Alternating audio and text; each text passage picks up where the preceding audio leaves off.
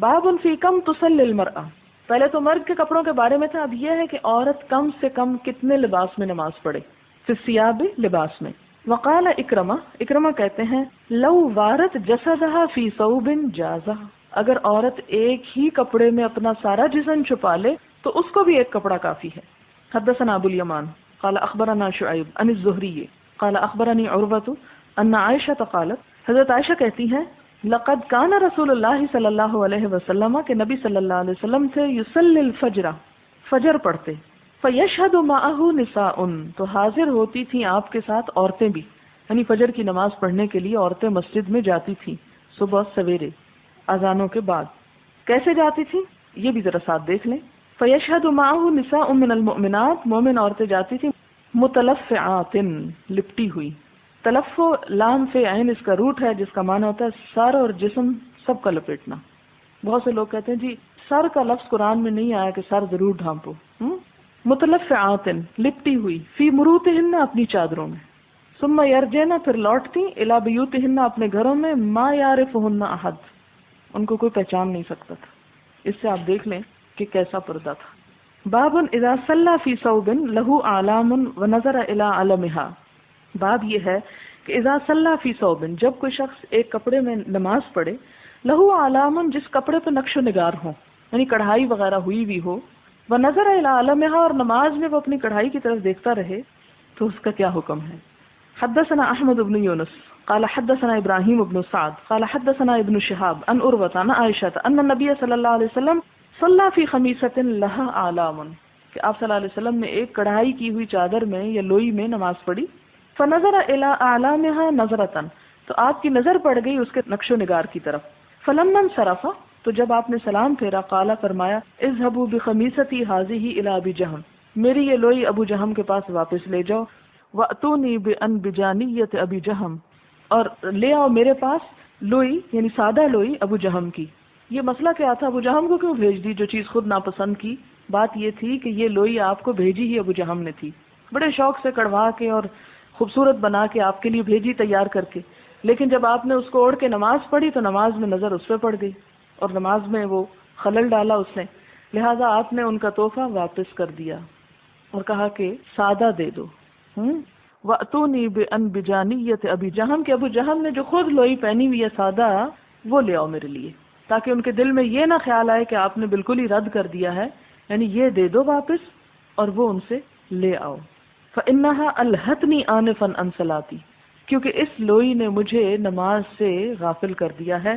الہا کا مطلب ہوتا ہے یعنی بھلوا دینا، غافل کر دینا. الہاکم التکاثر جس طرح آتا ہے. وقال ہشام بن عروہ عن ابیہ عن عائشہ قال النبی صلی اللہ علیہ وسلم، آپ صلی اللہ علیہ وسلم نے فرمایا، کنت انظر الی علمها وانا فی الصلاۃ، میں دیکھ رہا تھا اس کے نقش و نگار اور میں نماز پڑھ رہا تھا.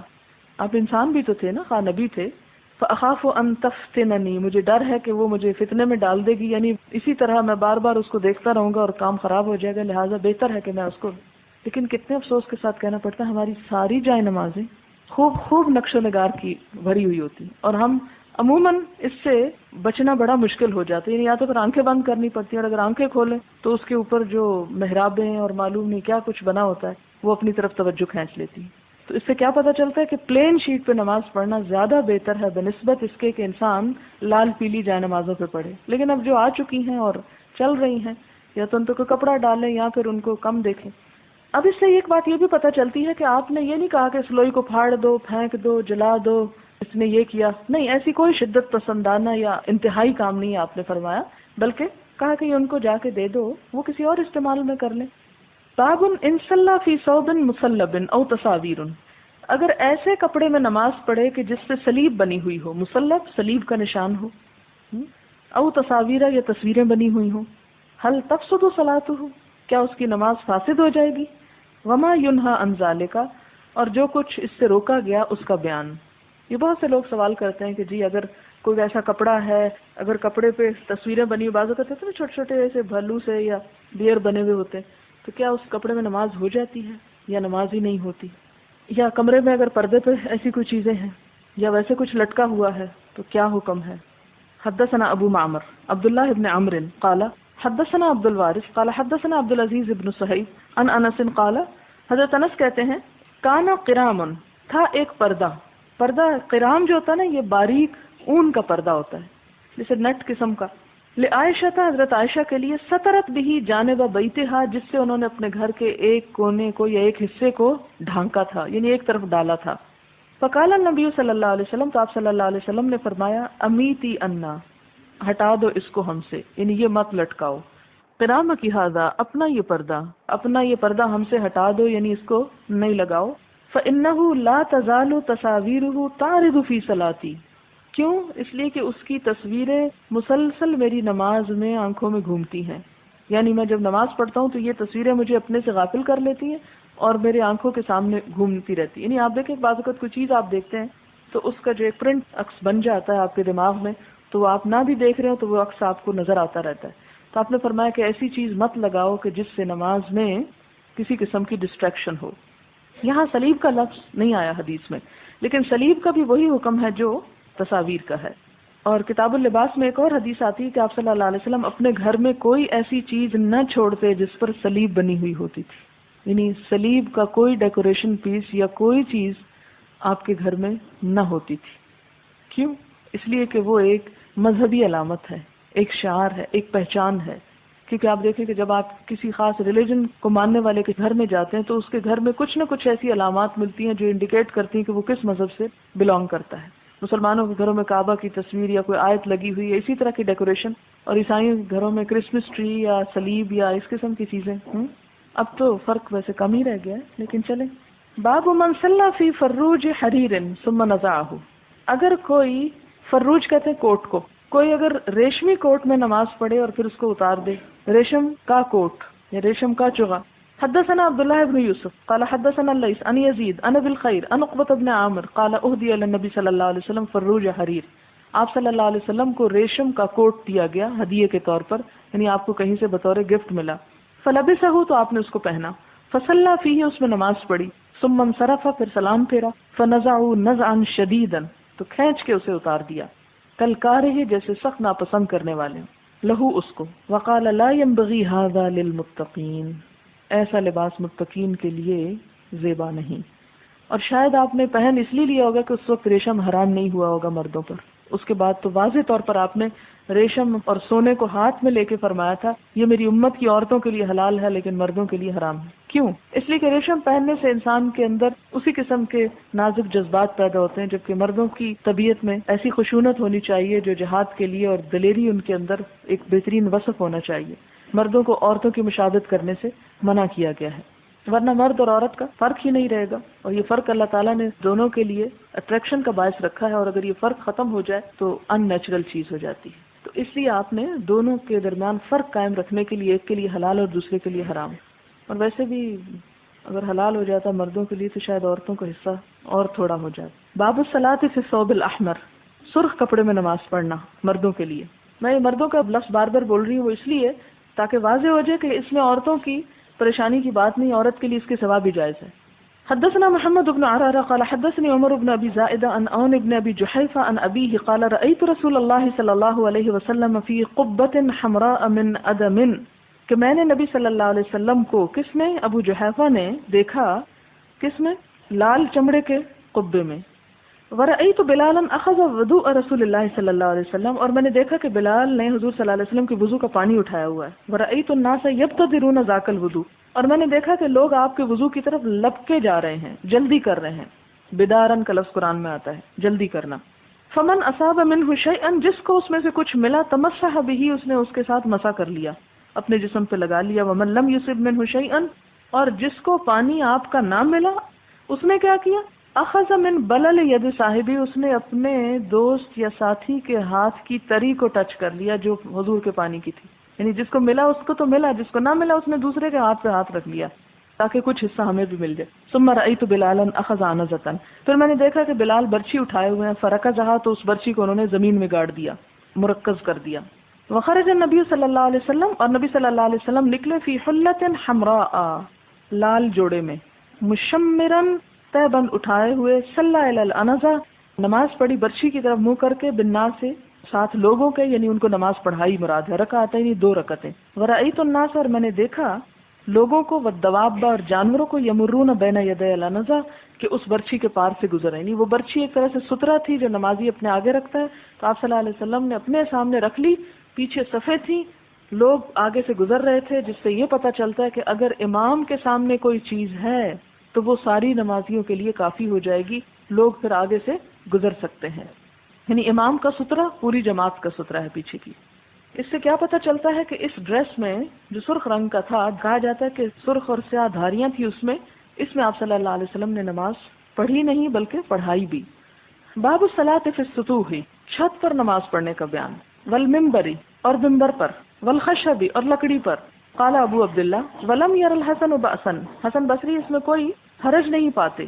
ان یصلی علی الجمد, کہ نماز پڑھیں جمی ہوئی برف پر. جمد جماد نقطہ انجماد آپ پڑھتے ہیں. والقناطر, اور پلوں پر. وان جرى تحتها بول, خواہ اس پل کے نیچے سے پیشاب گزر رہا, او فوقها, یا اوپر سے, او امامها, یا سامنے سے. اذا كان بینهما سترۃ, جب اس پل یا اس پیشاب والی جگہ اور نمازی کے درمیان کوئی آڑ ہو, سترا ہو. وصلى ابو هريرة على ظهر المسجد, اور حضرت ابو ہریرہ نے مسجد کی چھت پہ نماز پڑھی. بصلاۃ الامام, امام کی نماز کے ساتھ. وصلى ابن عمر على الثلج, اور ابن عمر نے برف پر بھی نماز پڑھی. اب جیسے حرم میں آپ دیکھتے ہیں کہ امام تو نیچے ہوتا ہے, بہت نیچے ہوتا ہے, اور نمازی پیچھے اوپر چھت تک چلے جاتے ہیں. تو یہ ساری چیز کس لیے آئی ہے کہ کہاں کہاں نماز ہو سکتی ہے. اگر یہ چیزیں نہ بتائی جاتی تو لوگ کہتے اچھا یہاں نماز ہوتی, یہاں نہیں ہوتی, اور سارا وقت انہیں جھگڑوں میں پڑے رہتے جیسے اب پڑے رہتے ہیں. حدثنا علی بن عبد اللہ قال حدثنا سفیان قال حدثنا ابو حازم قال سألوا سهل بن سعد من اي شيء المنبر, لوگوں نے حضرت سہل بن سعد سے پوچھا کہ منبر کس چیز کا بنا ہوا تھا آپ صلی اللہ علیہ وسلم کا, جس پہ چڑھ کے آپ خطبہ دیتے تھے. فقال ما بقي بالناس عالم مني, تو حضرت سہل نے کہا کہ لوگ نہیں باقی بچے جو مجھ سے زیادہ یہ بات جانتے ہوں, یعنی اور سب فوت ہو گئے ہیں جنہیں اس منبر کی تفصیلات معلوم تھی. ہوا من اصل الغابتی, وہ غابہ کے جھاؤ کا تھا, ایک خاص لکڑی. غابہ ایک گاؤں ہے مدینہ سے قریب ہی جس میں جھاؤ کے درخت ہوتے تھے, اور جھاؤ ایک درخت ہے جس کی لکڑی فرنیچر کے لیے اچھی ہوتی ہے. لوگ اس لکڑی سے برتن وغیرہ بھی بناتے اور پتوں سے دھوبی کپڑے بھی دھوتے. جو بڑا مفید درخت تھا. عملہ فلان مولا فلانتی, بنایا تھا اس کو فلاں نے مولا فلاں نے, یعنی اس فلاں شخص نے جس کا نام یہاں لکھا ہوا نہیں, اس کا نام تھا میمون یا باقوم, جو فلاں عورت کا غلام تھا. اور فلاں عورت کون ہے؟ حضرت عائشہ. وقام علیہ رسول اللہ صلی اللہ علیہ وسلم, اور اس پر کھڑے ہوئے نبی صلی اللہ علیہ وسلم. ہی نہ امیلا و وضع, جب وہ آپ کے لیے بنایا گیا اور رکھ دیا گیا. فاستقبل القبلہ, آپ اس پہ کھڑے ہو کے آپ نے کیا کیا؟ قبلے کی طرف منہ کیا. کبرا, تکبیر کہی. وقام الناس خلفہ, لوگ آپ کے پیچھے کھڑے ہوئے. فقرأ, آپ نے قرات کی. ورکع, رکوع کیا. ورکع الناس خلفہ, اور رکوع کیا لوگوں نے آپ کے پیچھے. ثم رفع رأسہ, پھر آپ نے اپنا سر اٹھایا. ثم رجع القہقرا, پھر آپ الٹے پاؤں پیچھے ہٹے. فسجد علی الارض, پھر آپ نے زمین پہ سجدہ کیا. ثم عاد الی المنبر, پھر منبر کی طرف آئے. ثم قرأ, پھر کھڑے ہو کے آپ نے قرات کی, پھر رکوع کیا. ثم رفع رأسہ, پھر سر اٹھایا. ثم رجع القہقرا, پھر الٹے پاؤں پیچھے ہوئے. حتی سجد بالارض, یہاں تک کہ زمین پر سجدہ کیا. فہذا شأنہ, تو یہ تھی آپ کی شان یا آپ کی حالت. قال ابو عبداللہ, امام بخاری کہتے ہیں, قال علی ابن المدینی, علی ابن المدینی نے کہا, سألنی احمد بن حنبل رحمہ اللہ عن هذا الحدیث, کہ احمد بن حنبل نے مجھ سے اس حدیث کے بارے میں پوچھا.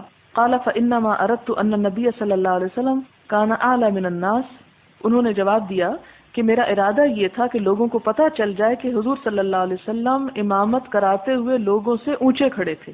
پچھلی حدیث میں کیا پتہ چلتا ہے کہ اگر امام نیچے ہو اور لوگ اوپر ہو چھت پر تو بھی جائز ہے, اور اگر لوگ نچلی فلور پر ہوں اور امام اوپر والی فلور پر ہے تو بھی جائز ہے. جس طرح آپ صلی اللہ علیہ وسلم نے ممبر پہ چڑھ کے نماز پڑھی, اور سجدہ چونکہ وہاں نہیں ہو سکتا تھا, وہ اتنے لمبی تو نہیں جہاں نماز کی طرح جگہ تھی, لہٰذا سجدے کے لیے آپ نیچے بھی اترے, جس سے یہ پتہ چلتا ہے کہ بوقت ضرورت نماز میں ایک سٹیپ آگے یا پیچھے ہوا جا سکتا ہے. اور یہ آپ نے کیوں کیا؟ کہ لوگوں کو اس کا جواز معلوم ہو جائے. یعنی نیچے جگہ تھی, نیچے بھی آپ نماز پڑھ سکتے تھے, لیکن آپ نے ممبر پر پڑھی. ایک اور وجہ کہ جب ایک نئی چیز آئی تو اس کا افتتاح کس سے کیا؟ نماز سے کیا. فلا باس ان یکون الامام اعلی من الناس بهذا الحدیث, اس حدیث سے پتہ چلتا ہے کہ امام اگر لوگوں کے مقابلے میں اوپر کھڑا ہے تو اس میں کوئی حرج نہیں ہے. قال فقلت ان سفیان ابن عیینہ، میں نے کہا کہ سفیان ابن عیینہ کان یسأل عن ھذا کثیرا، اس کے بارے میں بہت پوچھے جاتے تھے. فلم تسمعه منه قال لا، کیا تم نے ان سے یہ حدیث نہیں سنی؟ تو کہتے ہیں کہ نہیں، میں نے نہیں سنی. حدثنا محمد بن عبد الرحیم قال حدثنا یزید بن ہارون قال اخبرنا حمید الطویل عن انس ابن مالک ان رسول اللہ صلی اللہ علیہ وسلم سقط عن فرس، کہ نبی صلی اللہ علیہ وسلم ایک دفعہ گھوڑے سے گر پڑے. اب یہ بھی آپ کو بڑی حیرت ہو رہی ہوگی کہ آپ گر پڑے، آپ کو تو نہیں گرنا چاہیے تھا، اس لیے کہ آپ تو اللہ کے رسول تھے، اور گھوڑا تو بڑا ہی خراب تھا جس نے آپ کو گرا دیا. یہ باتیں ہم اس وقت سوچتے ہیں جب ہم آپ کو اللہ کا بندہ نہیں مانتے، عبدہ نہیں کہتے، صرف رسولہ کہتے ہیں. ہاں آپ گر پڑے، جس طرح جنگ احد میں تاریخی روایت ہے کہ آپ کا دانت مبارک شہید ہو گیا تھا، تو آپ بیمار بھی ہوئے، آپ کے سر کو بھی درد ہوا، بخار بھی ہوا، آپ پہ وہ تمام کیفیات گزری جو کسی بھی ایک نارمل انسان پہ گزرتی. گر پڑے، فجحشت، تو چھل گئی، ساقہ، آپ کی پنڈلی، او کتفہ، یا آپ کا کندھا، وآلا، اور آپ نے قسم کھا لی تھی، من نسائہ، اپنی بیویوں سے، شہرن، ایک مہینے کی، کہ میں نہیں بات کروں گا ان سے. فجلس فی مشربۃ لہ، تو آپ بیٹھ گئے ایک بالا خانے میں جو آپ کے لیے خاص تھا، یعنی اوپر والے حصے میں جا کے بیٹھ گئے. لہو درجتھا، جس کی سیڑھیاں تھی، من جذوع، کھجور کی لکڑی کی. فاتاہ اصحابہ یعودونہ، آپ بیمار بھی تھے تو صحابہ کرام آپ کی عیادت کے لیے آتے تھے. ظاہر ہے کہ آپ نے قسم کھا لی تھی اپنی کسی بیوی سے بات نہیں کریں. اب یاد آپ کے ذہن میں یہ خیال آ رہا ہو کہ شاید گھوڑے سے گرنے کی وجہ سے آپ ناراض ہو کے ان پہ غصہ اتارا اور ناراض ہو گئے. یہ نہیں بات تھی، کیونکہ عام طور پر ہمارے ہاں یہ ہوتا ہے کہ غصہ کسی اور پہ ہوتا ہے، نکلتا کسی اور چیز پہ. آپ صلی اللہ علیہ وسلم ایسا نا انصافی کا کام نہیں کرتے تھے. اس کی بنیادی وجہ وہ سورۃ الاحزاب میں بھی آتی ہے، اور آپ کچھ پڑھ بھی چکے ہیں، کچھ پڑھیں گے. اور وہ کیا ہے کہ سب نے ایکا کر کے آپ سے مطالبہ کیا تھا کہ ہمارا خرچ بڑھایا جائے. آپ صلی اللہ علیہ وسلم کے پاس بے شمار مال غنیمت آتا تھا. ابھی ذرا آگے پڑھیں گے کہ ایک دفعہ اتنا آیا کہ حضرت عباس لینے کے لیے جب آئے اور انہوں نے اپنے کپڑے پہ ڈال کے اٹھانا چاہا روپیہ تو اٹھا نہ سکے. تو کہتے ہیں حضور سے کہ آپ میری مدد کریں، تو آپ نے فرمایا نہیں، اتنا ہی اٹھاؤ جتنا اٹھا سکتے ہیں. لیکن اتنا مال آنے کے باوجود آپ اپنے گھر والوں کو بقدر ضرورت دیتے اور زیادہ سے زیادہ اللہ کی راہ میں صدقہ کر دیا کرتے تھے. ہمارے لیے کیا حکم ہے؟ 1/3 کا حکم ہے. لیکن آپ صلی اللہ علیہ وسلم چونکہ اپنی ذات سے ایک بہت بہترین مثال قائم کرنا چاہتے تھے، اس لیے کچھ چیزیں آپ کے لیے مخصوص ہیں ایسی جو آپ ہی کے لیے تھی. اور پھر آپ کہیں گے کیوں ان کے لیے کیوں تھی اور ہمارے لیے کیوں نہیں؟ اس لیے کہ وہ نبی تھے اور ہم نہیں ہیں. بہت سی چیزیں آپ کی نبوت کے درجے کو واضح کرنے کے لیے بھی آئی ہیں. اب کیا ہوا یہاں پر کہ آپ نے ایک مہینے کے لیے کہ میں ان سے نہیں بات کروں گا. لہٰذا صحابہ کرام آتے، آپ کے خیال رکھتے، آپ کی عیادت کرتے. فصلی بہم جالسن، اور ان کو نماز کس طرح پڑھاتے؟ بیٹھے ہوئے. وہم قیامن، اور صحابہ کھڑے ہوتے تھے. اس سے کیا پتہ چلتا ہے کہ اگر امام بیٹھا ہوا ہو کسی بیماری یا عذر کی وجہ سے تو پیچھے کھڑے ہونے والے مقتدی کھڑے ہو کر ہی نماز پڑھیں گے. فلما سلم، تو جب آپ نے سلام پھیرا، قال انما جعل الامام، کہ امام بنایا گیا ہے، لیؤتم بہ، کہ اس کو امام بنایا جائے، یعنی اس کو سامنے رکھا جائے کہ اس کی پیروی کی جائے.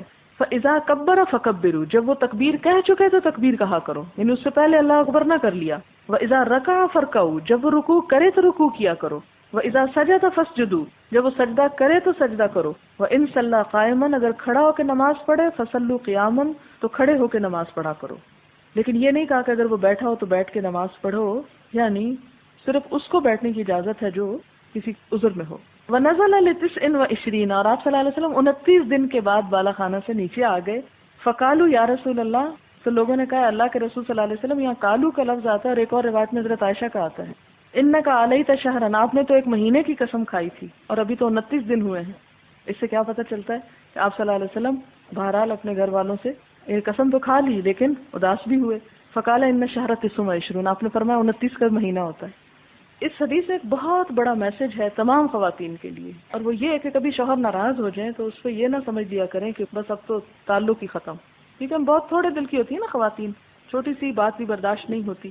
اگر اللہ کے رسول صلی اللہ علیہ وسلم اور ازواج مطہرات میں ایک مہینے کے لیے قطع تعلقی ہو سکتی ہے، ناراضگی ہو سکتی ہے، تو کسی کے بھی درمیان ہو سکتی ہے، اور یہ بہت نیچرل بات ہے. اور بعض اوقات اس کا بڑا فائدہ ہوتا ہے کہ دونوں ایک دوسرے کی پہلے سے زیادہ قدر کرنے لگتے ہیں، کیونکہ ساتھ رہ کے انسان کی بے قدری ہو جاتی ہے. لیکن جب انسان الگ ہوتا ہے تو پھر خیال آتا ہے انسان کو، اور پھر انسان محسوس کر سکتا ہے کہ ہاں واقعی میں اس کے بغیر نہیں رہ سکتا. جبکہ پاس رہ کے انسان کیا سوچتا ہے کہ بس اس سے جان چھوٹی جائے کسی طرح. اب آپ دیکھ کہ آپ صلی اللہ علیہ وسلم اور ازواج مطہرات کے درمیان بھی قطع تعلق ہی رہی. لیکن ان باتوں کو پھر انا کا مسئلہ نہیں بنانا چاہیے. خرابی جب ہوتی ہے جب ان چیزوں کو پرولونگ کر دیتے ہیں. پھر ہم کہتے ہیں کہ اچھا اب اگر ہم بول پڑے تو ہماری تو توہین ہوگی، ہم تو نہیں بولتے. اور اسی طرح بعض اوقات خواتین روٹ کے چلی جاتی ہیں، کوئی بات نہیں، روٹنے دیں تھوڑے دن. تو یہ چیزیں ایک نیچرل لائف کا حصہ ہیں. اور کسی کے بارے میں بھی جب یہ پتا چلے کہ وہ شوہر اور بیوی روٹے ہوئے ہیں تو یہ نہیں سوچنا چاہیے کہ یہ تو انتہائی خراب لوگ ہیں. نہیں، کوئی بھی روٹ سکتا ہے. اور قلب جو ہے، دل، یہ دل کے معاملات ہیں نا. اور دل کیا ہے؟ الٹ پلٹ ہونے والی چیز. انسان پہ مختلف کیفیات آتی رہتی ہیں، اس لیے کسی بھی حالت کو حتمی نہیں سمجھنا چاہیے. لیکن بہتر کیا ہے کہ جب بھی اپنی غلطی کا احساس ہو انسان دوسرے سے ایکسکیوز کر لے. لیکن اس کا یہ مطلب نہیں کہ بغیر کسی ریزن کے ہی روٹتا چلا جائے یا روٹنے میں ہی خیر ہے. اور یہ بھی نہیں کہ کبھی روٹے ہی نہ. یعنی دونوں حالتوں میں سے جو بھی ہو وہ نیچرل چیز ہے. ایک سوال ہے، کتاب الصلاۃ میں حدیث 345 میں معراج کے قصے کی طرف اشارہ جو کہ بتاتا ہے کہ حضور صلی اللہ علیہ وسلم مکہ سے سیدھا آسمانوں کی طرف گئے، جبکہ قرآن پاک میں آتا ہے کہ آپ صلی اللہ علیہ وسلم بیت المقدس کی طرف گئے. ان دونوں میں کنٹرڈکشن نہیں ہے. اس سے مراد یہ ہے کہ پہلے وہاں گئے اور وہاں سے آسمان کی طرف گئے. اس حدیث کو آپ دوبارہ اگر دیکھیں تو اس میں فٹ ہو سکتا ہے. یعنی اس سے پھر آپ کو یہی بتاؤں کہ ہر حدیث میں ہر چیز کی پوری ڈیٹیل نہیں ہوتی. بعض اوقات ایک حصے میں ایک چیز آ جاتی ہے، دوسرے میں دوسری. اور امام بخاری کا خاص طور پر یہ طریقہ ہے کہ جو وہ باب لاتے ہیں اس میں وہ ریلیونٹ پورشن صرف لے کر آتے ہیں، پورا قصہ نہیں دہراتے. حدیث میں مردوں کو ایک کپڑے میں نماز پڑھنے کا طریقہ سکھایا گیا. عورتوں کے لیے کم از کم لباس کی حد کیا، عورت بھی کم از کم ایک میں پڑھ سکتی ہے اگر اس کا جسم ڈھک جائے. آپ نے بتایا کہ ایسے کھیل منع ہیں جو لک پر ڈیپینڈ کرے، مثلا تمبولا وغیرہ. پھر ان سے جیتا ہوا انعام وغیرہ بھی ناجائز ہوگا. کیا ایسا ممکن ہے کہ ان کھیلوں کو صرف تفریح کے لیے کھیلا جائے اور ان سے جیتا ہوا انعام یا پیسے کسی غریب کو دے دیے جائیں؟ بات یہ ہے کہ حرام کھیلوں میں تفریح نہیں ہے، اور مسلمان کو اپنے تفریح کے لیے بھی حلال طریقے اختیار کرنے چاہیے. اور دوسری بات یہ ہے کہ ایک حرام کھیل کے نتیجے میں جو انعام ہے وہ تو لازماً حرام ہی ہوگا. اور خواہ آپ اس کو کسی غریب کو دیتے ہیں تو اس کا نتیجہ یہ ہے کہ آپ کو کوئی ثواب تو ہوگا نہیں، کیونکہ یہ ایسا ہی ہے کہ جیسے کوئی شخص رشوت اس لیے لے کہ وہ مسجد بنا سکے. باب 252 میں تفسیر میں دیا گیا ہے کہ امام ابو حنیفہ، امام شافعی کے نزدیک اور امام احمد بن حنبل کے نزدیک ران عورت میں داخل ہے، اور ابن ابی ذئب اور داؤد ظاہری اور امام احمد اور امام مالک کے نزدیک ران عورت نہیں ہے. ایک جگہ امام احمد ران کو عورت میں داخل کرتے ہیں، دوسری جگہ عورت میں داخل نہیں کرتے. یہ دو مختلف خیال کیا ایک آدمی کے ہو سکتے ہیں؟ کیا یہ غلط چھپ گیا ہے؟ جی ہاں، بالکل ہو سکتے ہیں. اس لیے کہ ہماری زندگی میں بہت سے مراحل ایسے ہوتے ہیں کہ جب ہم ایک نقطہ نظر کی بات کرتے ہیں، اس کے بعد ہمارے علم میں اضافہ ہوتا ہے یا کوئی اور بات ہمیں پتہ چلتی ہے تو ہم اپنا پچھلا نقطہ نظر جو ہے وہ چھوڑ دیتے ہیں. ان ائمہ کرام کے فتاوی میں یہ چیز کثرت سے ملتی ہے کہ انہوں نے ایک ہی موضوع پر دو آراء بھی دی ہیں. اور اس کی بنیادی وجہ کیا ہے کہ وقت گزرنے کے ساتھ ساتھ، میچیورٹی کے ساتھ ساتھ، کیونکہ ان کا علم الہام پہ مبنی نہیں تھا، ان کا علم جو تھا وہ اپنے متقدمین کے علم پر مبنی تھا. تو آپ صلی اللہ علیہ وسلم کا علم ایسا تھا کہ جو اللہ تعالیٰ کی طرف سے وحی کے ذریعے آ رہا تھا، اور اس میں اس طرح کی بات نہیں ہو سکتی. لیکن وہاں بھی ہم دیکھتے ہیں کہ بعض اوقات احادیث میں اختلاف آ جاتا ہے، بلکہ اس پہ کتابیں موجود ہیں، مختلف الحدیث، اور یہ ایک سبجیکٹ کے طور پہ پڑھایا جاتا ہے. یونیورسٹی میں خود یہ سبجیکٹ پڑھا بھی چکی ہوں کہ وہ احادیث جن میں بظاہر اختلاف نظر آتا ہے، تو ان اختلافات کو سامنے رکھ کے ان کے درمیان تطبیق پیدا کرنے کے لیے کوئی 50-60 اصول طے کیے گئے ہیں. بعض اوقات یہ ہوتا ہے کہ ایک کام آپ صلی اللہ علیہ وسلم فرماتے دوسروں کے لیے کچھ ہے لیکن خود کچھ اور کرتے نظر آتے ہیں. مثلا تہجد دوسروں کے لیے نفل ہے، آپ اپنے لیے فرض سمجھ کے اس کو ادا کر رہے ہیں. تو ایسی صورت میں ایک قاعدہ اصول طے کیا گیا کہ اگر آپ صلی اللہ علیہ وسلم کے قول اور فعل میں بظاہر تضاد معلوم ہو تو اس کا مطلب یہ ہے کہ وہ فعل آپ کا خاصہ ہے، ہمارے لیے حکم ہے، ہم حکم کو فالو کریں گے، پھر آپ کے فعل کو فالو نہیں کریں گے. کیوں؟ اس لیے کہ آپ کی حیثیت ایک نبی کی حیثیت تھی، اور نبی کی حیثیت میں آپ پر کچھ چیزیں ایسی عائد ہوتی تھی جو امت کو اس مشقت میں نہیں ڈالا گیا. دوسری بات یہ ہے کہ مثال کے طور پر اس میں بھی ہمیں دو طرح کی احادیث ملتی ہیں. ایک حدیث آپ ہی نے پڑھی کہ جس میں آتا ہے الفخذ عورہ، کہ ران جو ہے وہ عورت میں شامل ہے. اور دوسری دفعہ ہمیں یہ ملتا ہے کہ آپ صلی اللہ علیہ وسلم کے پاس حضرت عمر وغیرہ بیٹھے ہوئے تھے اور آپ کے گھٹنے جو تھے وہ ننگے تھے. جو ہی حضرت عثمان آئے آپ نے ان کو ڈھانک لیا.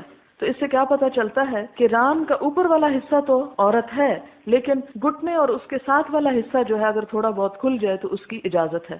تو اس طرح مختلف ایسی احادیث میں تطبیق ہے. تو ہو سکتا ہے کہ امام احمد نے ایک دفعہ یہ اگر پڑھا ہو کہ الفخذ عورہ تو انہوں نے اس کے اوپر حکم دیا، اور دوسری دفعہ جب حضرت عثمان والا واقعہ پڑھا ہو تو اس پر انہوں نے اپنی رائے کو بدل لیا ہو. اگر عورت گھر میں نماز پڑھ رہی ہے اور اس کا ایک آدھ بال نظر آ جاتا ہے تو کیا اس کی نماز نہیں ہوتی؟ اگر اس نے جان بوجھ کے ننگا کیا ہوا تو نہیں ہوگی، لیکن اگر غفلت سے یا کسی وجہ سے اسے پتہ ہی نہیں چلا تو ایسی صورت میں کوئی حرج نہیں۔ اگلا سوال ہے کہ اگر نماز پڑھتے وقت عورت کا جوڑا کھل جاتا ہے اور چادر سے باہر آ جاتا ہے تو کیا اس کو بالوں کو سمیٹا جائے گا؟ اسی لیے نماز میں جوڑا بنانے سے منع کیا گیا ہے، اور اس کی حکمت مجھے آج اس سوال سے سمجھ آئی ہے۔ کیا عورت نماز کے دوران بھی پاؤں ڈھکے؟ ضروری نہیں ہے پاؤں ڈھکنا۔ حدیث میں آتا ہے کہ آپ نے قرات کی، پھر رکوع کیا، پھر رکوع سے سر اٹھایا، الٹے پاؤں پیچھے ہٹے۔ یہ لفظ الٹے پاؤں پیچھے ہٹنے کا مطلب واضح نہیں ہوتا۔ آپ صلی اللہ علیہ وسلم کا ممبر اونچا تھا، 2-3 سٹیپس تھے، لیکن اوپر سجدے کی جگہ نہیں تھی۔ ممبر کے اوپر چڑھ کر آپ نے قیام کیا، رکوع کیا، لیکن سجدہ نہیں کیا کیونکہ سجدے کی جگہ نہیں تھی ممبر پر، لہٰذا آپ الٹے پاؤں، قہقرا کا لفظ آتا ہے، یہ نہیں کہ آپ نے منہ موڑ کے نیچے اترے، قہقرا یعنی اسی طرح جس طرح کھڑے تھے تو آپ 1 2 3 پیچھے سٹیپس اتر آئے، زمین پہ سجدہ کیا۔ جب سجدہ کر چکے تو قیام کے لیے آپ دوبارہ ممبر کے اوپر تشریف لے گئے، پھر دوسری دفعہ ایسے کیا، اسی لیے یہ 2-3 دفعہ آیا کہ آپ پیچھے 2-3 قدم ہٹے۔ تو اس سے کیا پتہ چلتا ہے کہ صف جوڑنے کے لیے یا بعض اوقات نماز میں آگے ایسی جگہ ہے کہ آپ سجدہ نہیں کر سکتے، تو سجدے کے لیے اگر آپ 1 قدم آگے پیچھے نماز میں موو کر لیں تو اس سے نماز نہیں ٹوٹتی۔ اور یہ آپ صلی اللہ علیہ وسلم کا معمول نہیں تھا کہ آپ روز ایسے ہی نماز پڑھاتے تھے، ایک دفعہ ایسا کر کے دکھایا کہ اگر بوجہ مجبوری کبھی کسی کو ایسی مشکل ہو جائے، بعض اوقات ایسا تو بہت رش ہوتا ہے اور آپ کو ایسی جگہ ملتی ہے جہاں آگے ستون ہوتا ہے، تو اس صورت میں آپ کھڑے ہیں لیکن آپ ستون پہ سجدہ تو نہیں کر سکتے، تو جب آپ نیچے بیٹھتے ہیں تو ذرا سا ادھر کو گھس کے سجدہ کرنا چاہیں تو ادھر ادھر ہو جائیں تو اس میں حرج نہیں ہے۔ وآخر دعوانا الحمد للہ رب العالمین۔ سبحانك اللهم وبحمدك نشهد أن لا إله إلا أنت نستغفرك ونتوب إليك والسلام عليكم ورحمة الله وبركاته۔ نحمده ونصلي على رسوله الكريم، أما بعد، فأعوذ بالله من الشيطان الرجيم، بسم الله الرحمن الرحيم، رب اشرح لي صدري ويسر لي أمري واحلل عقدة من لساني يفقهوا قولي۔ باب اذا اصاب ثوب المصلی امرأته اذا سجد، یہ حدیث پھر آ گئی ہے کہ باب سجدے میں نماز پڑھتے ہوئے کپڑے کا بیوی کے کپڑے سے چھو جانا یا بیوی کے جسم سے چھو جانا، کیسے نماز ہو جائے گی؟ اب اس میں آپ دیکھیں نا کہ بنیادی طور پر کیا ہوتا ہے، جیسے گھر میں ایک ہی کمرے میں ایک ہی جائے نماز پہ بعض اوقات دونوں نماز کھڑے ہو کے پڑھتے ہیں، بعض اوقات یہ کہ دوسری جائے نماز نہیں ہوتی، بعض اوقات کمرے میں نہیں ہوتی، بعض اوقات کوئی اور وجہ ہو سکتی کہ جگہ بہت تنگ ہو، تو ایسی تمام صورتوں میں ساتھ ساتھ پڑھی جا سکتی ہے۔ یعنی نماز کی حالت میں اگر عورت اور مرد کا کپڑا ایک دوسرے سے چھو رہا ہے تو اسے نماز نہیں فاسد ہوتی۔ حدثنا مسدد عن خالد قال حدثنا سليمان الشيباني عن عبد الله بن شداد عن ميمونة قالت كان رسول الله صلى الله عليه وسلم يصلي وانا حذاءه وانا حائض، کہ نبی صلی اللہ علیہ وسلم نماز پڑھا کرتے تھے، وانا حذاءه اور میں آپ کے برابر ہوتی تھی، وانا حائض اور میں حیض کی حالت میں بھی ہوتی تھی، وربما اور بعض اوقات اصابني ثوبه آپ کا کپڑا مجھے پہنچتا یعنی چھو جاتا اذا سجد جب آپ سجدے میں ہوتے۔ قالت وکان یصلی علی الخمرۃ، اور آپ صلی اللہ علیہ وسلم ایک کپڑے پر نماز پڑھا کرتے تھے، خمرہ یعنی چھوٹا مختصر کپڑا، جیسے جائے نماز کی قسم آپ کہہ سکتے ہیں، ہماری جائے نماز تو بہت بڑی بڑی ہے لیکن یہ سائز میں ذرا چھوٹا ہوتا ہے۔ باب الصلاۃ علی الحصیر، چٹائی پر نماز پڑھنا۔ وصلی جابر، اور نماز پڑھی حضرت جابر نے، و ابو سعید، اور ابو سعید نے، فی السفینۃ کشتی میں یعنی بحری جہاز میں، قائما کھڑے ہو کر۔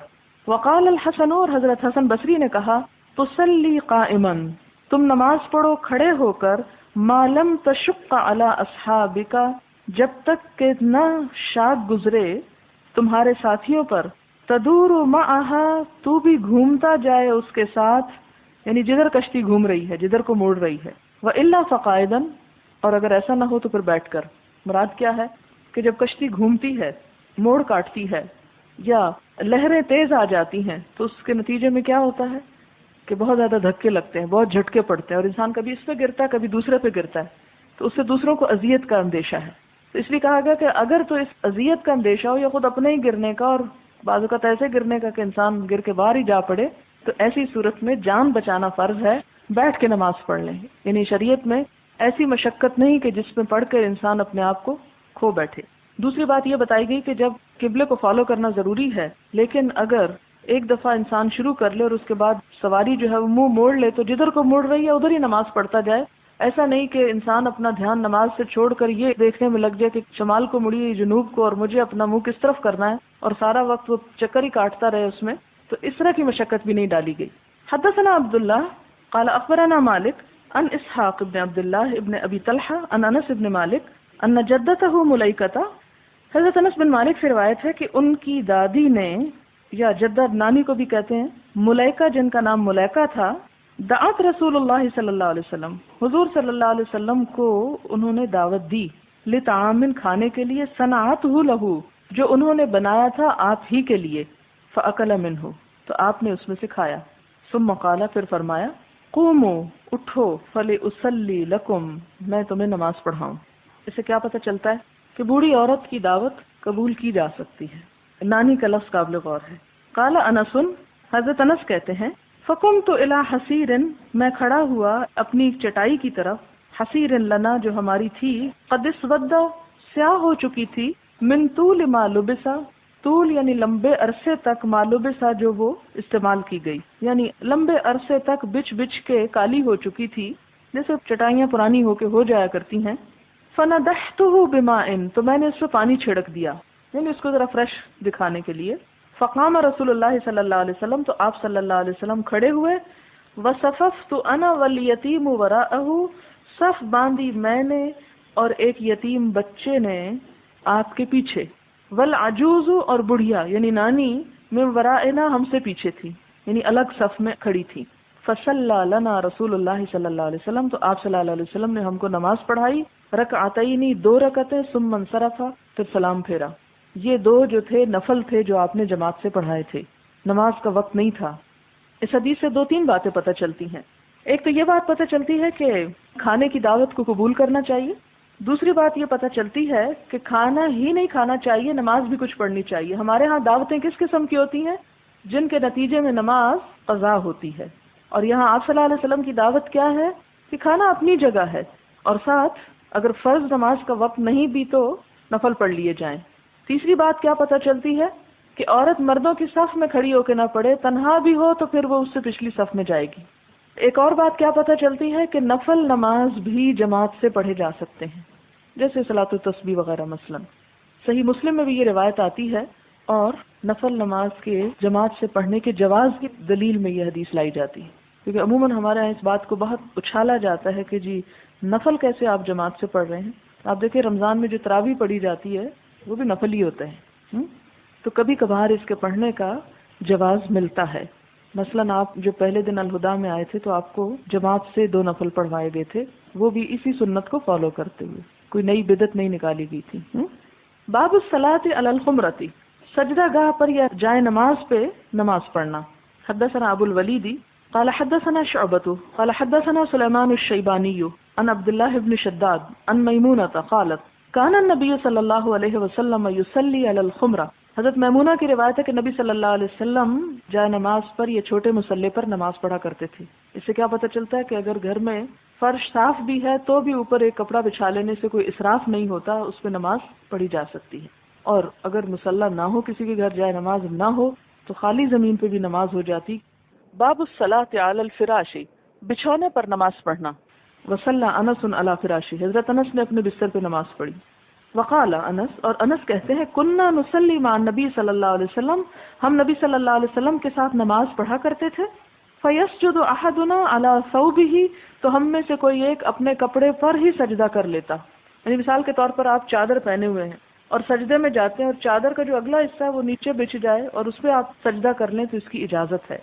حدثنا اسماعیل قال حدثني مالك عن ابي النضر مولى عمر بن عبيد الله عن ابي سلمة ابن عبد الرحمن عن عائشة زوج النبي صلی اللہ علیہ وسلم انها قالت، حضرت عائشہ رضی اللہ تعالی عنہا کہتی ہیں، كنت انام بين يدي رسول اللہ صلی اللہ علیہ وسلم، میں حضور صلی اللہ علیہ وسلم کے قبلے کی طرف سوئی ہوئی ہوتی تھی، سامنے سوئی ہوتی تھی، ورجلایا اور میرے دونوں پاؤں، فی قبلتہ آپ کے قبلے کی سمت ہوتے، یعنی میرے پاؤں آپ کے قبلے میں ہوتے، یعنی جس طرف آپ منہ کر کے نماز پڑھتے وہاں میرے پاؤں آتے تھے۔ فاذا سجد، جب آپ سجدہ کرنے لگتے، غمزنی تو مجھے ہلا دیتے یا چھو دیتے، فقبضت رجلی تو میں اپنے پاؤں سمیٹ لیتی، یعنی کمرہ چھوٹا تھا، جگہ چھوٹی تھی، اتنی ہی جگہ تھی کہ آپ صلی اللہ علیہ وسلم نماز پڑھیں اور حضرت عائشہ لیٹی بھی ہوں اور ان کے جو ٹانگیں ہیں وہ نماز کے عین سجدے والی جگہ پر آ جائیں، لہٰذا آپ صلی اللہ علیہ وسلم طویل قرات کرتے تھے۔ اب یہ تو نہیں ہو سکتا تھا حضرت عائشہ سارا وقت ٹانگیں سکیڑے ہی لیٹی رہتی، ایسی تکلیف نہیں دی ان کو کہ تم پھیلائے رکھو، آپ کھڑے ہوتے قرات کرتے رہتے، جب آپ سجدے میں جاتے تو ذرا پاؤں کو ہلا دیتے، وہ اپنے پاؤں سمیٹ لیتی، آپ سجدہ کر لیتے. فاذا قام، جب آپ کھڑے ہو جاتے تو میں کیا کرتی؟ بسطتهما، میں اپنے پاؤں پھر پھیلا لیتی. قالت والبیوت یومئذ لیس فیہا مصابیح، گھر ان دنوں میں ایسے ہوتے تھے کہ جن میں چراغ بھی نہ تھے. یعنی کیسی باتیں کرتے، جب ظاہر ہجرت کر کے آئے مکہ سے مدینہ تو ابتدا میں مسلمانوں کے بڑے کٹھن دن گزرے، اور اسی تکلیف دہ زندگی کی طرف اشارہ کر رہی ہیں یہاں. اور یہاں اس سے کیا پتہ چلتا ہے، امام بخاری نے اس سے کیا نکالا کہ بچھونے پہ نماز ہو سکتی ہے. یعنی وہ جگہ جس پہ آپ نماز پڑھے تھے وہ ایک طرح سے بستر بھی تھی، کس کا؟ حضرت عائشہ کا. لیکن یہ نہیں ثابت ہوتا کہ اس پہ فوم کا میٹرس پڑا ہوا تھا کہ آپ گھر جا کے فوم پہ نماز پڑھنا شروع کر دیں، کہ ہارڈ سرفیس کا ہونا ضروری ہے. حدثنا يحيى بن بكير قال حدثنا الليث عن عقيل عن ابن شهاب قال اخبرني عروة ان عائشة اخبرته ان رسول الله صلى الله عليه وسلم کہ نبی صلی اللہ علیہ وسلم کان یصلی، نماز پڑھتے تھے، وہی بینہ و بین القبلۃ، اور وہ آپ کے درمیان اور قبلے کے درمیان ہوتی، علی فراش اہلہ، اپنی اہلیہ کے بستر پر، احتراز الجنازتی، آپ کیسے پڑی ہوتی تھی؟ جیسے سامنے جنازہ پڑا ہوتا ہے، آڑی پڑی ہوتی تھی. اعتراض عرض کی جانب، یعنی لمبائی کے رخ نہیں، چڑھائی کے رخ. حدثنا عبد الله بن يوسف قال حدثنا الليث عن يزيد عن عراق عن عروة ان النبي صلى الله عليه وسلم كان يصلي وعائشة معترضة بينه وبين القبلة على الفراش. آپ صلی اللہ علیہ وسلم اس حال میں نماز پڑھتے تھے کہ حضرت عائشہ قبلے اور آپ کے درمیان آڑی لیٹی ہوئی ہوتی تھی، علی الفراش، بستر پر، الذي ينامان علیہ، جس پر وہ دونوں سویا کرتے تھے. اچھا، اس سے ایک اور بات بھی پتہ چلتی ہے کہ ہمارے ہاں عورت سے خاص قسم کی جو توہین آمیز سلوک کیا جاتا ہے، اور یہ سمجھا جاتا ہے کہ اگر عورت نماز میں سامنے بھی آ گئی تو نماز ٹوٹ جائے گی، اور اس کے قریب ہو کے نماز پڑھنا تو ویسے ہی نماز کی قبولیت کا کوئی جواز نہیں اس میں. تو اس میں عورت کی عظمت کا بھی ایک پہلو نکلتا ہے کہ جس طرح دیگر مذاہب نے چھوت چھات اس کو بنا دیا، وہاں آپ صلی اللہ علیہ وسلم کی نماز میں خلل نہیں پڑتا حضرت عائشہ کی موجودگی میں بھی. باب السجود علی الثوب فی شدت الحر، گرمی کی شدت میں کپڑے پر سجدہ کرنا. وقال الحسن، اور حسن بصری کہتے ہیں، کان القوم یسجدون علی الامامتی، کہ لوگ امامے پر سجدہ کیا کرتے تھے، والقلنسوتی، اور ٹوپی پر، ویداہ فی کمہ، اور دونوں ہاتھ آستین کے اندر ہوتے تھے. یہ اس وقت کی بات ہے کہ جب مسجد نبوی کے اوپر ساری کی ساری چھت نہیں ہوتی تھی، نہ ایئر کنڈیشنڈ ہوتے تھے، نہ نیچے ماربل ٹھنڈا بچھا ہوتا تھا، اور نہ ہی اس کے اوپر موٹے موٹے کارپیٹ تھے. یہ اس دور کی بات ہے کہ جب چھت بھی ادھوری تھی، شدید گرمی میں فرش بھی کچا تھا، اور بعض جگہ کنکریاں پڑی ہوئی ہوتی تھی، اور ظہر کی نماز شدید گرمی میں مدینہ میں پڑھنا ایک معنی رکھتا ہے. لہذا کیا بتایا گیا کہ جب ہاتھ نیچے کیے تو ہاتھوں کے نیچے، یعنی کم میں آستین میں ہاتھ ہوتے تو مراد یہ کہ ہاتھ جب رکھتے تھے تو نیچے کپڑا ہوتا تھا، اور جب سجدہ کرتے تھے تو اس وقت بھی کیا ہوتا، یعنی امامہ یا ٹوپی کے اوپر بھی پھر سجدہ کر لیتے تھے. حدثنا ابو الولید ہشام ابن عبد الملک. آپ کو معلوم ہے یہ ہشام بن عبد الملک کون ہے؟ یہ خلیفہ تھا، اور وہ خلفاء بھی روایات کیا کرتے تھے، احادیث بیان کرتے تھے. قال حدثنا بشر بن المفضل قال حدثنا غالب القطان عن بکر بن عبد الله عن انس بن مالک قال كنا نصلي مع النبي صلی اللہ علیہ وسلم، کہ ہم نبی صلی اللہ علیہ وسلم کے ساتھ نماز پڑھ رہے تھے. فیدع احدنا طرف الثوب، تو رکھ دیتا ہم میں سے کوئی ایک اپنے کپڑے کا کونا، من شدت الحر، گرمی کی شدت سے، فی مکان السجود، سجدے کی جگہ پر. یعنی جو چادر اوپر ہوتی تھی جب سجدے میں جاتے تو اس کا ایک حصہ نیچے بھی بچھا لیتے تھے، اس پہ سجدہ کرتے. باب الصلاۃ فی النعال، نعال کہتے ہیں جوتوں کو، جوتوں سمیت نماز پڑھنا، خصوصاً جب چوری کا ڈر ہو. حدثنا آدم بن ابی ایاس قال حدثنا شعبہ قال اخبرنا ابو مسلمۃ سعید بن یزید الازدی قال سألت انس بن مالک اکان النبی صلی اللہ علیہ وسلم یصلی فینا علیہ. انس بن مالک سے پوچھا گیا کہ کیا نبی صلی اللہ علیہ وسلم جوتوں میں نماز پڑھ لیا کرتے تھے؟ قال نعم، انہوں نے کہا جی ہاں پڑھ لیتے تھے. اگر نجاست ہو تو پھر نہیں، بظاہر کوئی نجاست نہیں لگی ہوئی، اور بعضوں کا یہ ہوتا ہے اگر لگی ہوتی اس کو زمین پر رگڑ کے صاف کر لیا کرتے تھے. باب الصلاۃ فی الخفاف، موزوں میں نماز پڑھنا. حدثنا آدم قال حدثنا شعبۃ عن الاعمش قال سمعت ابراہیم یحدث عن حمام بن الحارث قال رأيت جریر بن عبد اللہ بالا، کہ جریر بن عبداللہ نے پیشاب کیا، ثم توضا، پھر وضو کیا، ومسح علی خفیہ، اور اپنے جرابوں پہ مسح کر لیا. یہ اس لیے پیشاب کی بات کیوں کی کہ پتہ چلے کہ اگر کسی نے جرابیں پہنی ہوئی ہیں اور وہ اپنی رفع حاجت کے لیے گیا ہے تو واپس آ کے جرابیں اتارنے کی ضرورت نہیں، اگر باوضو جرابیں پہنی تھی تو دوبارہ انہی پہ مسح کر سکتے ہیں. ثم قام فصلی، پھر کھڑے ہوئے اور نماز پڑھی. فسئل، اس سے پوچھا گیا کہ یہ تم نے کیا کیا، یعنی مسح کر کے اور باتھ روم سے نکل کے مسح کر کے نماز پڑھ لی. فقال رأيت النبي صلی اللہ علیہ وسلم، وہ کہتے ہیں کہ میں نے نبی صلی اللہ علیہ وسلم کو دیکھا، صنع مثل هذا، کہ آپ نے ایسا ہی کیا. قال ابراہیم، ابراہیم کہتے ہیں فکان یعجبہم، یہ بات انہیں بڑی تعجب والی لگتی تھی، لأن جریرا کان من آخر من اسلم، کیونکہ جریر وہ تھے جو سب سے آخر میں اسلام لائے تھے. اور اسی آخر میں اسلام لانے سے یہ بات کیا واضح ہوتی ہے کہ یہ آپ کا آخری فعل تھا، یعنی منسوخ نہیں ہوا یہ حکم، یہ مراد ہے. حدثنا اسحاق بن نصر قال حدثنا ابو اسامہ عن الاعمش عن مسلم عن مسروق عن المغیرة بن شعبة قال ودعت النبي صلی اللہ علیہ وسلم، مغیرہ بن شعبہ کہتے ہیں کہ میں نے حضور صلی اللہ علیہ وسلم کو وضو کروایا. فمسح على خفيه وصلى، آپ نے اپنے موزوں پہ مسح کیا اور نماز پڑھ لی. باب اذا لم يتم السجود، باب جو کوئی سجدہ پورا نہ کر سکے. اخبرنا السلط بن محمد اخبرنا مہدی عن واصل عن ابی وائل عن حذیفہ انہ رأى رجلا لا يتم رکوعه ولا سجودہ، حضرت حذیفہ نے ایک شخص کو دیکھا کہ جو اپنا رکوع اور سجدہ پورا نہیں کرتا تھا. فلما قضا صلاته، جب وہ اپنی نماز پڑھ چکا، قال له حذیفہ، حذیفہ نے ان سے کہا ما صلیت، تم نے نماز نہیں پڑھی. قال واحسبه، قال، اور وہ کہتے ہیں کہ مجھے یہ بھی خیال ہے کہ انہوں نے کہا لو مت، اگر تم اس طرح کی نماز پڑھتے ہوئے مرے، مت علی غیر سنت محمد صلی اللہ علیہ وسلم، تمہاری موت اس حال میں آئے گی کہ تم حضور صلی اللہ علیہ وسلم کی سنت کا اتباع نہ کر رہے ہوگے. بڑی سخت بات ہے. عموماً ہم لوگ بھی اس کا اتنا اہتمام نہیں کرتے. جب رکوع کرتے ہیں تو پوری طرح جھکتے نہیں اور جھکتے ہی اٹھ جاتے ہیں. جب سجدہ کرتے ہیں تو ابھی سر ٹکتا نہیں کہ اٹھنے کی تیاری ہو جاتی. یہ نماز کی اس کو چوری بھی کہا گیا کہ پوری طرح رکوع اور سجدہ اہتمام کے ساتھ نہ کرنا. تو وہ جلدی جلدی جو سجدہ کر رہے تھے، یعنی ایک دفعہ سبحان اللہ جاتے ہوئے کہا اور ایک دفعہ وہاں اور ایک دفعہ کھڑے ہو کے، یعنی اگر کوئی شخص صرف اس طرح کر کے ٹھونگ مار کے اٹھ جاتا ہے تو 3 دفعہ سبحان ربی الاعلی کیسے کہہ سکتا ہے، سبحان ربی العظیم کیسے کہہ سکتا ہے، یعنی اگر وہ صرف ایسے کر کے اٹھ جاتا ہے. اور آپ دیکھ لیں بہت سارے لوگ جب نماز پڑھ رہے ہوتے ہیں تو وہ 1 سیکنڈ جتنی دیر لگاتے ہیں اور نیچے سے فوراً اوپر آ جاتے ہیں. یہ ادھورا سجدہ ہے. ایسے سجدے سے نماز نہیں ہوتی، یہ سنت کے خلاف ہے. اور اس پہ وہ حضرت حذیفہ جو حضور کے صحابی ہیں کتنا بڑا فتویٰ دے رہے ہیں کہ اگر تم اس حال میں مرے تو تم سنت کے بغیر فوت ہو گئے. باب یبدی ضبعیہ و یجافی فی السجود، باب کہ دونوں بازوؤں کو کھلا رکھنا سجدے میں. تتجافا جنوبہم، جدا رکھنا. ضبعیہ اپنے دونوں بازو. اخبرنا یحیی بن بکیر قال حدثنا بکر بن مدر عن جعفر عن ابن ہرمز عن عبداللہ بن مالک ابن بحینۃ ان النبی صلی اللہ علیہ وسلم کان اذا صلی، کہ نبی صلی اللہ علیہ وسلم جب نماز پڑھ رہے ہوتے تھے، فرجا کھولتے بین یدی اپنے دونوں ہاتھ، حتی یبدو بیاض ابطیہ، یہاں تک کہ آپ کی بغلوں کی سفیدی تک نظر آ جاتی. وقال اللیث حدثنی جعفر بن ربیعہ نحوہ، لیث کہتے ہیں کہ جعفر بن ربیعہ نے بھی ایسی ہی روایت مجھ سے بیان کی ہے.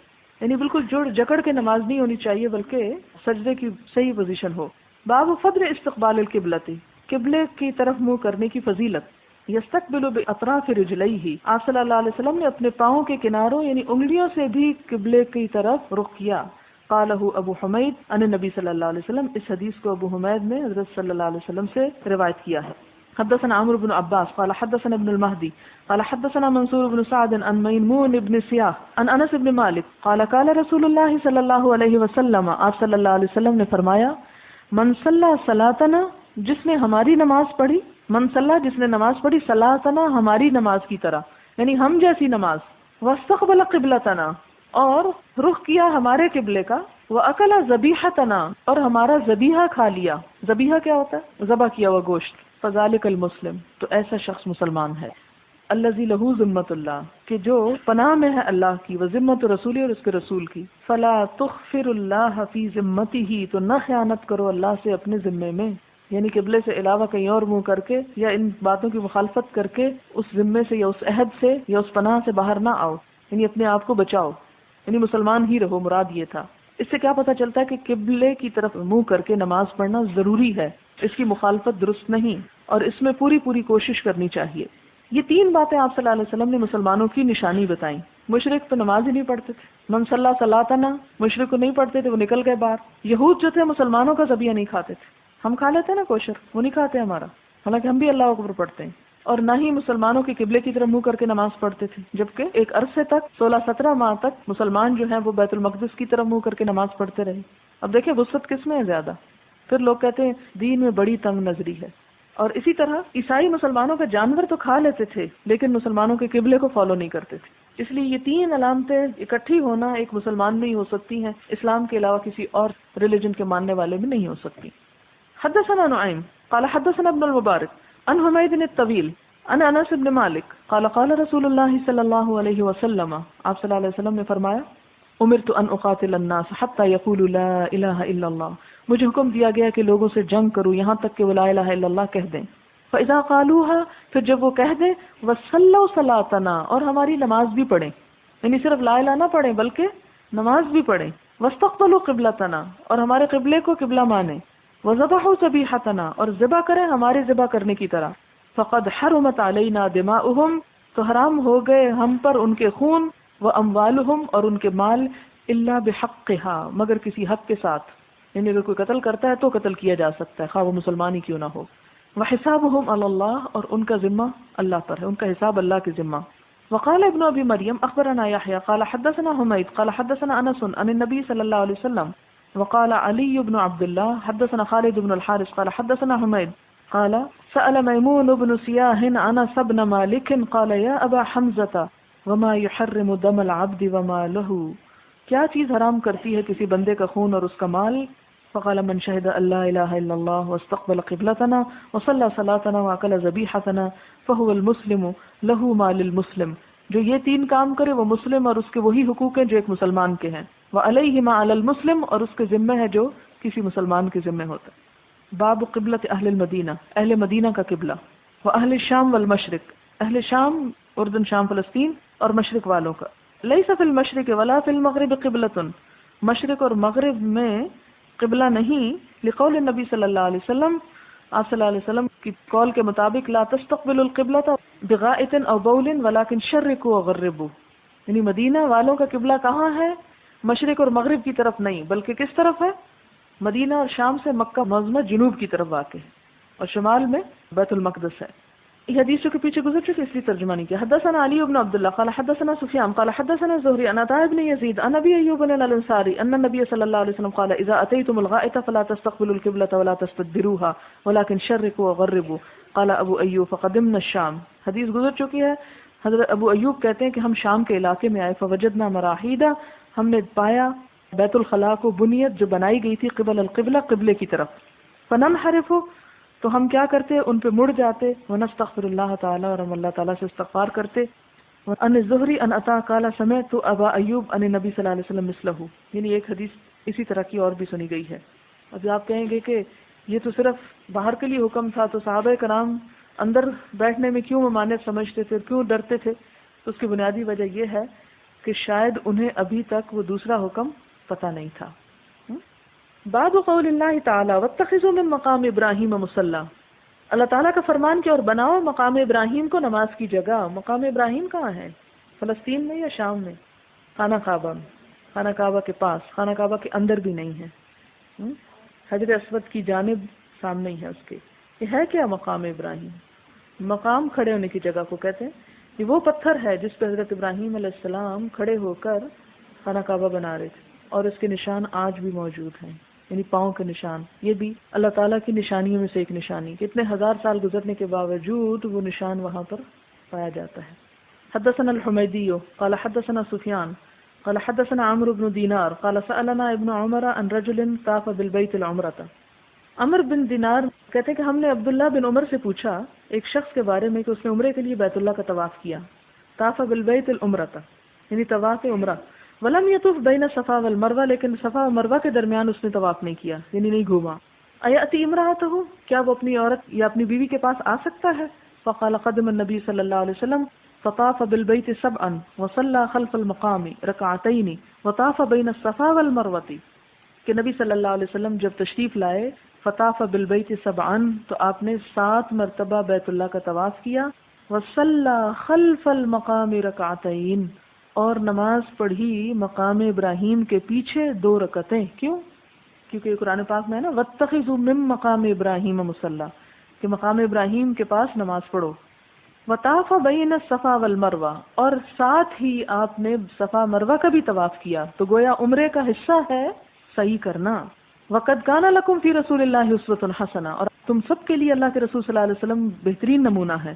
وسألنا جابر بن عبد الله فقال لا يقربنها حتى يطوف بين الصفا والمروہ. حضرت جابر بن عبداللہ سے جب ہم نے پوچھا اس مسئلے کے بارے میں کہ کیا ایک شخص صرف کعبہ کا طواف کر کے اپنی بیوی کے پاس آ سکتا ہے، تو انہوں نے کیا کہا کہ نہیں، جب تک کہ وہ صفا مروہ بھی مکمل نہ کر لے، یعنی اس وقت تک وہ اپنا احرام نہیں کھول سکتا، اور وہ ساری چیزوں کی پابندی کرے گا جو ایک احرام پہنے ہوئے شخص کرتا ہے. حدثنا مسدد قال حدثنا يحيى عن سيف قال سمعت مجاهد قال اتي ابن عمر فقيل له هذا رسول الله صلى الله عليه وسلم دخل الكعبة. مجاہد کہتے ہیں کہ اتي ابن عمر جو تھے ان کے پاس کوئی شخص آیا، فقیل له، اس سے کہا گیا هذا رسول الله صلی اللہ علیہ وسلم کہ یہ رسول اللہ صلی اللہ علیہ وسلم دخل الکعبہ، کعبہ میں داخل ہوئے. فقال ابن عمر کہتے ہیں فاقبلت والنبی صلی اللہ علیہ وسلم، تو میں آیا اور نبی صلی اللہ علیہ وسلم قد خرج، نکل چکے تھے، یعنی کعبے سے نکل چکے تھے. وَأَجِدُ بِلَالًا قَائِمًا بَيْنَ الْبَابَيْنِ، اور میں نے پایا بلال رضی اللہ تعالیٰ عنہ کو دو دروازوں کے درمیان کھڑا ہوا. فَسَأَلْتُ بِلَالًا، تو میں نے بلال سے پوچھا، فَقُلْتُ، میں نے کہا، أَصَلَّى النَّبِيُّ صلی اللہ علیہ وسلم فِي الْكَعْبَةِ، کیا نبی صلی اللہ علیہ وسلم نے کعبہ کے اندر نماز پڑھی تھی؟ قال نعم، کہا ہاں، رکعتین، دو رکعتیں، بین الساریتین، ان دو ستونوں کے درمیان، اللتین علی یسارہ، جو آپ کے بائیں طرف تھے، اذا دخلتا، جب تم داخل ہوئے ہو، ثم خرج فصلی فی وجہ الکعبۃ رکعتین، پھر آپ صلی اللہ علیہ وسلم باہر نکلے اور کعبہ کے سامنے دو رکعتیں پڑھی. اب پتہ چل گیا اس کے اندر کیا ہے، ستون ہے. ابھی تو صرف اتنا ہی پتہ چلا ہے. یعنی اس سے کیا پتہ چلتا ہے، جواز کیا ہے کہ اگر کوئی شخص کعبے کو سامنے نہیں رکھتا، کعبے کے اندر گھس کے نماز پڑھتا ہے تو بھی اس کی نماز ہو جاتی ہے. یعنی وہ اس کے اندر ہے، کعبہ سامنے، اس سے ہٹ کے نہیں. یہ دونوں طرح جائز. مراد یہ اگر آپ نہ پڑھتے، اب دیکھیں نا صحابہ کرام پیچھے پیچھے ایک ایک بات کی کیا خبر رکھتے تھے، اور حضرت عبداللہ بن عمر تو خاص طور پر تھے بھی بہت نوجوان، لیکن بہت واچ کرتے تھے آپ صلی اللہ علیہ وسلم کو، اور پھر بعد میں بہت ان تمام چیزوں کو کھول کھول کے بھی بیان کیا. اب آپ دیکھیں کہ صرف ایک ہی پہلے اتنی سی بات ہے نا، اگر وہ بلال سے نہ پوچھتے اور کبھی ان سے پوچھا جاتا تو وہ کیا کہتے، مجھے تو نہیں پتا، شاید پڑھی ہو شاید نہ پڑھی ہو. انہوں نے اس لیے پوچھا کہ پتہ چل جائے کہ آپ نے کیا کیا تھا کہ ہم بھی وہ کر لیں. بہت اتباع کرتے تھے نا، اور دوسروں کو بھی بتا سکیں. اس سے کیا پتہ چلتا ہے کہ آپ صلی اللہ علیہ وسلم کی جو احادیث ہیں، یہ جو تمام اس طرح کی تعلیمات ہیں، یہ ایسے ہی ہیپ ہیزرڈلی نہیں جمع کر لی گئی. یہ باقاعدہ ایک پلاننگ کے تحت صحابہ کرام میں سے کچھ ایسے تھے جو دن رات آپ کے ساتھ لگے رہتے تھے. بعض تو جو کچھ کہتے وہ نوٹ کر لیتے تھے، بعض اس کو یاد کر لیتے تھے، بعض یہی دیکھتے رہتے تھے کہ آپ نے کیا کام کیسے کیا، اور پھر بعد میں امت کے سامنے مختلف حالتوں اور مختلف پہلوؤں سے وہ سارا ذخیرہ جو ہے وہ پہنچا. حدثنا اسحاق بن نصر قال حدثنا عبد الرزاق قال اخبرنا ابن جریج عن عطاء قال سمعت ابن عباس قال لما دخل النبي صلی اللہ علیہ وسلم البيت دعا في نواحيه كلها.